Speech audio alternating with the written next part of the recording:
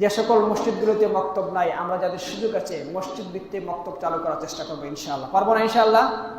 2015 সালে সিলেট শহরে বস্তি নিয়ে একটা জরিপ হয়েছিল যে সিলেট শহরে 771টা বস্তি আছে, এর মধ্যে শিশুদের সংখ্যা হচ্ছে 12,500।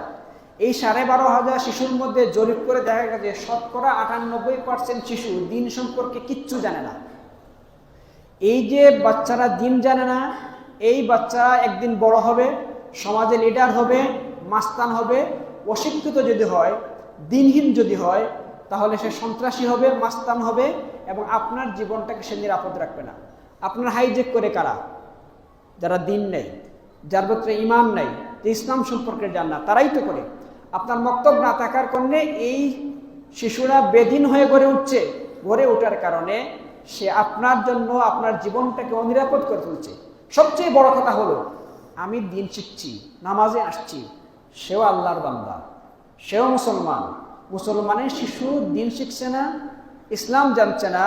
কিয়ামতের মাঠে আল্লাহ সুবহানাহু ওয়া তাআলা যদি আমাকে জিজ্ঞেস করেন যে বস্তির শিশু যে দিন শিখল না, তুমি কি ভূমিকা রেখেছিলা, আমি কি জবাব দেব? এই জন্য মসজিদ ভিত্তিক মক্তবগুলো আমরা চালু করবো আবার ইনশাআল্লাহ।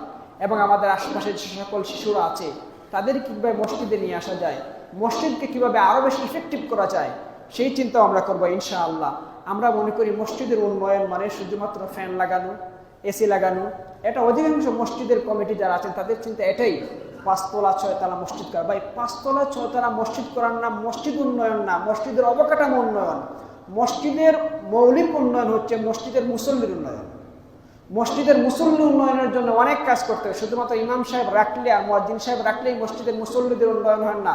মসজিদের মুসল্লিদের উন্নয়নের জন্য মাঝে মধ্যে দিনী হালাকা করা, তালিমের ব্যবস্থা করা, বিভিন্ন ধরনের আয়োজন করা, মক্তব তৈরি করা, মুসল্লিরা নামাজ জানেন না, নামাজের মাসাইল শেখার আয়োজন করা, তাদেরকে কোরআন শেখানোর আয়োজন করা, এরকম নানা উদ্যোগ আছে। সে সকল উদ্যোগের মাধ্যমে মুসল্লি কীভাবে বাড়ানো যায়, মুসল্লিদেরকে কীভাবে আরও কোয়ালিফাইড করা যায়, তাদের উন্নয়ন কীভাবে করা যায় সেই চিন্তা করা। মুসল্লিদের উন্নয়ন হলে মসজিদের উন্নয়ন হয়ে যায়। মসজিদের মূল উন্নয়ন মুসল্লিদের উন্নয়ন। সর্বশেষ একটা আমলের কথা বলে আমি আমার বয়ান শেষ করছি ইনশাআল্লাহ। রাসূল আলাইহিস সালাতু ওয়াস সালামের হাদিস হচ্ছে, মান লাযিমাল ইস্তিগফার জাআলাল্লাহু লাহু মিন কুল্লি যিকিন মাখরাজা ওয়া মিন কুল্লি হাম্মিন ফারাজা ওয়া রাযাকাহু মিন হাইসু লা ইয়াহতাসিব। রাসূল আলাইহিস সালাতু ওয়াস সালাম বলেছেন, কোনো মানুষ যদি নিয়মিত ইস্তিগফার করে তাহলে 3টা লাভ। কয়টা লাভ? আজকের এই আলোচনা থেকে যা আলোচনা করলাম অনেক কিছু মনে থাকবে না, সর্বশেষ এইটা যদি মনে থাকে তাহলে অন্তত বলতে পারবো যে আজকের জুমাতে একটা আমল শিখে এসেছি। ইস্তেগফার নিয়মিত করলে কয়টা লাভ? 3টা লাভ। 1 নম্বর হচ্ছে মান লাযিমাল ইস্তিগফার জাআলাল্লাহু লাহু মিন কুল্লি যিকিন মাখরাজা। আল্লাহ সুবহানাহু ওয়া তাআলা যত সংকট আছে সবকিছু দূর করে দিবেন। 2 নম্বরটা হচ্ছে মিন কুল্লি হাম্মিন ফারাজা, দুশ্চিন্তা পেরেশানি দূর করে দিবেন। ওয়া রাযাকাহু মিন হাইসু লা ইয়াহতাসিব, এমন জায়গা থেকে আল্লাহ সুবহানাহু ওয়া তাআলা রিজিকের ফয়সালা করে দিবেন যেই জায়গার কথা আপনি কল্পনাও করতে পারেন নাই। একজন মানুষের জীবন আছে মানে তার দুশ্চিন্তা আছে, পেরেশানি আছে, সংকট আছে।